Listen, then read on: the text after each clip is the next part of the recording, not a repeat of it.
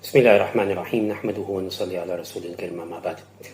Continuando a história dos 2 anos em que Siddiq Akbar, Abu Bakr Siddiq radiyallahu anhu, conduziu e governou o mundo islâmico, uma das grandes obras que ele fez foi, ele chefiou a preservação e a documentação do Alcorão. Como sabe, Zayd bin Thabit, radiyallahu ta'ala, era um sahabi. Ele diz que, quando o profeta sallallahu alaihi wasallam faleceu, o Alcorão, apesar de já estar memorizado e escrito em várias peças, pedras, ossos, peles, mas ainda não estava compilado num livro. O profeta mandava, naturalmente, escrever, sempre com um versículo de Shia, ditava, mas não estava tudo compilado só. Tal como nós podemos ver na história de Umar radiyallahu ta'ala e sua irmã, que um dia, quando Umar ainda não era muçulmano, chegou e viu uma espécie de uma pele no qual estava o Alcorão escrito. Portanto, eles tinham pedaços de pele, pedaços de ossos, de pedras, mas ainda não estava tudo dentro de um livro geral. O Alcorão tem 4 nomes. O primeiro nome é naturalmente o Alcorão, mas o Alcorão também é chamado pelo Al-Kitab, que significa a lei. O Corão também é conhecido como Ad-Dhikr, que é a lembrança de Allah, e também o Alcorão é conhecido como Al-Furqan, o critério de Allah. Há uma pergunta que se levanta, é porque é que não foi compilado o Alcorão em livro durante a vida do profeta de Allah sallallahu alaihi wasallam. Uma das razões que eles dão é que não havia necessidade disso, porque o profeta de Allah sallallahu alaihi wasallam estava vivo. Quem tinha algum erro ou alguma dúvida corrigia diretamente com o professor. Isto mostra a importância do professor na vida de um homem. Só quem não aceita isso são pessoas que realmente não pensam, ou precisam realmente de, ou devem ter algum problema com o professor na sua vida passada. Como, por exemplo, e depois, em segundo lugar, o Alcorão estava a ser diariamente revelado e diariamente estava a ser arrumado. Como, por exemplo, a Sura Baqarah, que é o capítulo 2 do Alcorão, levou 9 anos a ser memorizado, a ser revelado. Também haviam versículos do Alcorão que foram abarrogados. Ma nansakh min ayatin aw nunsiha.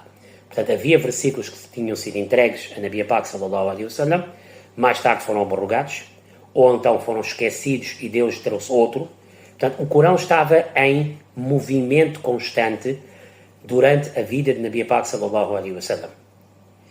Havia, portanto, também versículos, conforme expliquei, que foram abarrogados, que estavam no Corão, mas depois saíram. Como, por exemplo, há um versículo que diz que um bebê que beber 10 golos de leite é considerado filho da mãe que lhe deu leite. Isto era uma lei que estava em ação, depois saiu. Hoje em dia, o que está em vigor, maioritariamente na lei islâmica, é que basta o bebê beber um bocadinho de leite, automaticamente aquela mãe, e tem que ser menos que 2 anos, e de acordo com umas narrativas, 2 anos e meio, ele fica filho. Há um versículo também que foi abarrogado, que era: o filho de Adam, se tiver um vale de ouro, vai querer ter 2. E a única coisa que vai encher a barriga de um homem é o pó da terra quando ele morrer. Portanto, este também era um versículo, deixou de ser. E então, por todas essas razões, e porque o Alcorão estava a ser revelado praticamente até ao dia de Arafat, o último versículo diz, de acordo com a maioria das narrativas, o último versículo que está ali, akmaltu lakum dinakum wa atmamtu alaykum ni'mati wa raditu lakum al-islam dinan, foi revelado no Arafat, ou seja, no dia da Hajj, em que o profeta de Allah sallallahu alaihi wasallam esteve presente na Hajj. O profeta iria falecer passado 2 meses e meio. Portanto, já não havia muito tempo para fazer isso, até porque ele ficou doente e houve uma série de situações. Portanto, o Corão estava ainda a ser memorizado, estava ainda a ser arrumado. E por essa razão, no Ramadã, o profeta de Allah, sallallahu alaihi wasallam, fazia ouvir a Gabriel e vice-versa a maneira como o Corão devia ser arrumado, primeiro os versículos, depois os versículos maiores e assim sucessivamente. E então, houve a Batalha de Yamama, que nós já falamos lá atrás, em que os muçulmanos se agruparam-se e foram combater um grande grupo de pessoas que tinham abandonado o Islão, que eram liderados por Musaylama al-Kadhab, mais a sua mulher. Eu já, se vocês quiserem saber mais sobre essa história, naturalmente têm que ver os episódios atrás. E nesta Batalha de Yamama, onde os muçulmanos ganharam e finalmente terminaram com qualquer revolta, 70 e tal Hafiz al-Qur'an tinham falecido, ou seja, um grande número de homens que tinham uma grande parte do Alcorão memorizada tinham falecido. Isso deixou Sayyidina Umar, radiyallahu anhu, muito preocupado. E então ele foi conversar com Abu Bakr, como ministro, e disse a Abu Bakr para iria agrupar todos e passar tudo isto numa folha limpa, de pele, e o Alcorão ficasse todo documentado em apenas, já não em pedaços, mas num bloco apenas. Abu Bakr recusou, porque disse que se o profeta não fez, eu também não queria fazer, mas Omar explicou-lhe a razão, os problemas que haviam naquela altura e os problemas que há nesta altura, e no fim, após explicação e após a assembleia dos entendidos, Sahaba, eles decidiram efetivamente avançar com esse processo. Abu Bakr escolheu Zayd bin Thabit, radiyallahu ta'ala. Era um miúdo muito jovem, na altura ele tinha 20 e tal anos. Mas ele era o escrivão principal do profeta, ou seja, ele vivia muito perto do profeta de Allah, sallallahu alaihi wasallam, e volta e meia o profeta chamava quando havia um versículo novo para ele memorizar e escrever. Dizem que ele pertence a um grupo de 50 a 60 homens que tiveram a honra de ouvir o profeta a ler o Alcorão e eles escreveram, entre os quais, goste-se ou não se goste, mas consta Sayyidina Muawiyah, radiyallahu anhu, iremos falar, ele merece um episódio que vai ser dado para ele. Infelizmente muita gente fala mal dele por ignorância e por racismo, mas Muawiyah era um cunhado do profeta de Allah, sallallahu alaihi wasallam, e teve esta honra de escrever também. Mas o máximo deles era Zayd bin Thabit, porque ele vivia muito próximo do profeta e teve, podemos dizer que ele era o principal escrivão. Sayyidina Anas, radiyallahu ta'ala, próprio também diz que havia apenas 4 rapazes que sabiam o Alcorão inteiro naquela época. Ubay bin Ka'b era um, Muaz bin Jabal, outro, Zayd bin Thabit e um rapaz, Abu Zayd, que era um mualli, que era uma espécie de um ex-escravo. E, portanto, a maioria das pessoas sabia muito o Alcorão, mas não sabia todo porque o Alcorão não estava em formato de livro como hoje em dia. A gente consegue ler de uma ponta à outra, porque já está em livro. Na altura não era assim. Zayd disse que, ele fala sobre a sua vida, que quando o profeta chegou a Medina Munawwara, ele só tinha 11 anos. E na altura ele já tinha 17 capítulos memorizados. E ele foi apresentado ao profeta de Allah, sallallahu alaihi wasallam, como ele era o miúdo que mais Alcorão na altura sabia. O profeta ficou muito contente e a relação dos dois do Alcorão começou ali. Zayd também, dizem, que esteve presente no último ano no Ramadã, onde o profeta leu o Alcorão inteiro com Jibrail, com Gabriel. Isso contribui muito para o estatuto dele. E dizem que na recitação, os melhores recitadores do Alcorão naquela época era Zayd, era Ubay bin Ka'b e era Ibn Mas'ud, radiyallahu anhu. Zayd, quando é chamado, naturalmente que ele não aceita, ele não quer aceitar essa responsabilidade, ele recusa, mas os dois sheikhains, os dois grandes nossos eruditos, Abu Bakr e Omar, insistiram e no fim ele teve que efetivamente aceitar, apesar de ele dizer que isso é uma montanha que vocês meteram em cima de mim. Eles dizem que Zayd começa primeiro a compilar. Ele sentou-se numa mesquita, na mesquita de Nabawi, e perguntava a todas as pessoas que entravam para ler o Alcorão o que é que sabiam. Ele ia depois, efetivamente, escrever. Também pediu a todos, houve um anúncio feito por Sayyidina Umar, que tragam o que vocês têm do Alcorão em casa, tragam. Pedras, pedaços de pele, atenção, na altura não havia papel. Os árabes, os muçulmanos, vão inventar antes dos chineses um formato de papel, mas não era agora. E, portanto, todos que tinham o Alcorão, tinham memorizado o Alcorão, todos que tinham o Alcorão escrito, foi tudo trazido para Zayd liderar essa comissão. Por essa razão, meus queridos, aqueles indivíduos que dizem nós só seguimos o Alcorão, eles não conseguem responder quando nós dizemos que tudo bem, vocês só seguem o Alcorão, mas o Alcorão foi revelado por Deus, foi transmitido por Jibrail, foi recebido, foi compreendido e foi ensinado por Nabi Pak sallallahu alaihi wasallam e foi compilado por homens. Os que não aceitam a Sunna, porque não dizem, a gente não aceita a Sunna porque Muhammad é homem e porque os Sahaba são homens. Então o Alcorão foi ensinado por um homem, Muhammad sallallahu alaihi wasallam, e foi compilado por homens, foram os Sahaba. A diferença qual é? É que o Alcorão naturalmente foi compilado e foi lido por tanta gente que não podiam todos estar a mentir, naturalmente. Na Sunna são parafrases, nós ali temos que fazer mais trabalho. Mas tanto o Alcorão, que nós temos na nossa mão hoje, como os livros da Hadith, goste-se ou não se goste, não caiu do céu. Foi revelado por Deus, mas foi compilado por homens. Portanto, se não aceitas um, não devias aceitar o outro. Aquelas pessoas que realmente seguem só o Alcorão, dizendo que a gente só segue o Alcorão, na realidade, são ignorantes, não sabem. Deviam aprender o Alcorão, deviam aprender o árabe primeiro, deviam aprender árabe, depois deviam aprender todas as ciências corânicas, depois realmente podiam efetivamente falar. Mas hoje em dia qualquer pessoa lê um livrinho ou 2 livrinhos, ou tem um problema qualquer com alguém e vira sheikh, que Allah nos perdoa, principalmente a mim. Zayd começa a compilar o Alcorão, conforme expliquei. Todos vieram com material, todos que tinham material, e todos tinham que jurar em nome de Allah na mesquita que isto foi ouvido pelo profeta, ou eles leram e o profeta ouviu, ou eles leram e alguém validou, mas naturalmente o único que podia validar na altura era o profeta de Allah, sallallahu alaihi wasallam, e eles apresentavam este material que depois era revisto. E tinham que também apresentar 2 testemunhas. E qual é que são as testemunhas na altura? A memória e a escrita.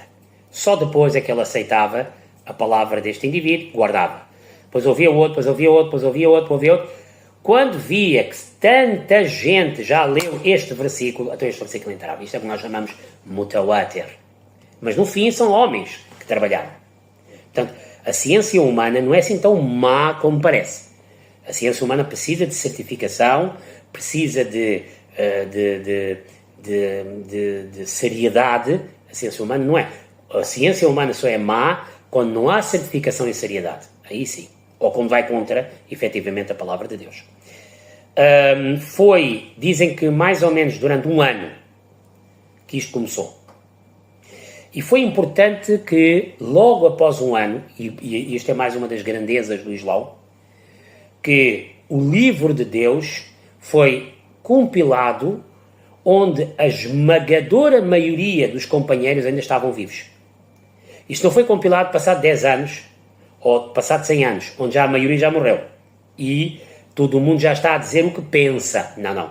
Isto foi compilado após a morte do profeta, mas antes da morte de, podemos dizer, 90% dos seus alunos. Portanto, estava muito fresco, muito puro, e em um espaço de 1 ano, após a morte de Rasul Pak sallallahu alaihi wasallam, isto ficou, este trabalho começou a ser, e estavam todos vivos ainda, os alunos, os Sahaba, homens e mulheres.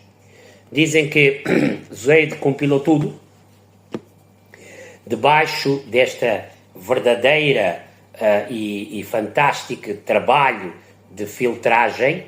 Há naturalmente depois dentro de alguns escritos que havia os últimos 2 versículos do capítulo 9, há quem diga, há historiadores que dizem que ali ele pôs estes versículos, mas só ouviu de uma pessoa, mas na realidade isto é errado, porque há um livro chamado Kitab al-Masahif, onde consta uma declaração de Uthman bin Affan, o terceiro califa, o genro do profeta de Allah, sallallahu alaihi wasallam, que também constatou que estes versículos foram todos ouvidos. Que seja como for, todos os versículos, todos, só foram aceitos depois de um grande número de pessoas terem lido e terem comprovado.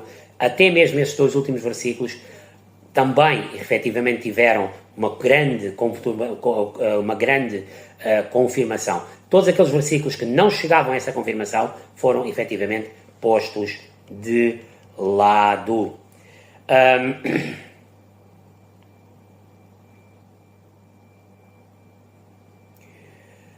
A arrumação dos sura vieram de onde? Ou seja, como é que hoje nós temos o capítulo 1, capítulo 2 é Baqara, capítulo 3 é Ali Imran, como é que isto foi? Os eruditos dizem que foi divino, outros dizem que foram os Sahaba que decidiram, e outros dizem que não. O profeta de Allah, sallallahu alaihi wasallam, no Ramadã, quando começava a ler, já começava a ler os surats portanto, o primeiro surat era o Surah Fatiha, depois era Baqara, depois era Fil, e assim, o Ali Imran, e assim sucessivamente. Ou seja, eles iam ouvindo o profeta de Allah, sallallahu alaihi wasallam, fazer namaz, nomeadamente as orações mais longas do profeta eram à noite em casa, portanto não eram públicas, as orações públicas eram mais curtas, e foi assim que eles conseguiram chegar a esse bom porto. Esta primeira cópia que foi feita na altura teve como foi entregue a Abu Bakr Siddiq radiyallahu anhu. Esta primeira cópia foi posta, podemos dizer, em pergaminhos de vários tipos de tecido, e daí é que eles chamam a palavra mushaf, veio. Mushaf significa um exemplar, e é por isso que a partir daquela altura até hoje, o formato, ou seja, o livro chama-se mushaf, o conteúdo chama-se Alcorão. Dizem que essa coleção não está como hoje em dia nós temos, isto ainda vai ser compilado ainda numa outra forma daqui a mais uns 10 anos, no tempo de Uthman, iremos falar também mais detalhadamente sobre isso. A ideia aqui, no tempo de Abu Bakr, era registar tudo o que estava no coração das pessoas e tudo o que estava escrito em pergaminhos e em papiros e em pedras, e conservar o Alcorão de maneira que amanhã estes sahabas iriam falecer, mas pelo menos o Alcorão não seria perdido. Sim, depois, como é que iriam arrumar os capítulos? Isto iria ser tratado mais tarde. A própria caligrafia iria sofrer algumas nuances, os pontos, mais tarde vão vir os vogais também vão ser postas. Isto é tudo faseadamente. Esta coleção foi entregue a Abu Bakr, como expliquei, e depois da sua morte foi dada a Omar, radiyallahu anhu, o segundo califa. Quando Omar é assassinado, esta coleção, este documento, este livro, podemos dizer, é entregue à sua filha sagrada, a esposa sagrada do profeta de Allah, sallallahu alaihi wasallam, Hafsa, radiyallahu anha, que ficou com isto. E quando Uthman sobe ao poder, ele pede emprestado a ela esta cópia para fazer mais cópias. E ela entrega, mas pede para ser devolvido. Esta segunda compilação é feita, conforme expliquei, e nesta segunda compilação eles usaram a primeira compilação de Abu Bakr e fizeram já numa escrita melhor, numa maneira mais fácil de ler, e depois também arrumaram também os capítulos e tudo mais, e depois isto foi entregue a Bibi Hafsa e ficou com ela até ela ter falecido.